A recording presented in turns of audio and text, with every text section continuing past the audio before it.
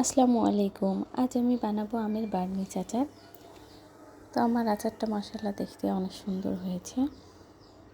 তো এই আচারটা বানানোর জন্য আমি প্রথমেই আমগুলোকে এরকম রিং রিং করে কেটে নিয়েছি।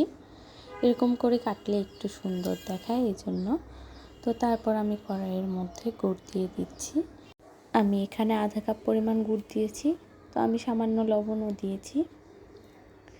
তারপর আমি গুড়টাকে লো হিটে গলিয়ে নিব।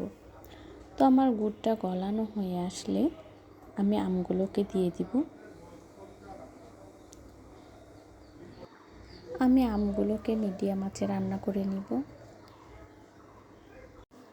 আমগুলো ঘন ঘন নাড়তে হবে, না হলে গুড়টা নিচে লেগে যেতে পারে।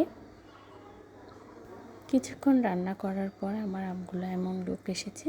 তো আমি আরও কিছুক্ষণ রান্না করে এগুলোকে নামিয়ে ফেলবো। অনেকটাই হয়ে এসেছে এগুলো। এর মধ্যে আমি 2টা শুকনো মরিচ কুচি করে দিয়েছি। তা আমার আমগুলো আমি এখন নামিয়ে ফেলবো। আমার আচারটা এরকম হয়েছে। এখন যেহেতু অনেক কাঁচা আম আছে, তো আপনারা অবশ্যই বানিয়ে রাখতে পারেন এটা। তো আজকের ভিডিও পর্যন্তই, আবার দেখা হবে নতুন কোনো রেসিপি নিয়ে। সে পর্যন্ত ভালো থাকবেন। আল্লাহ হাফেজ। আসসালামু আলাইকুম।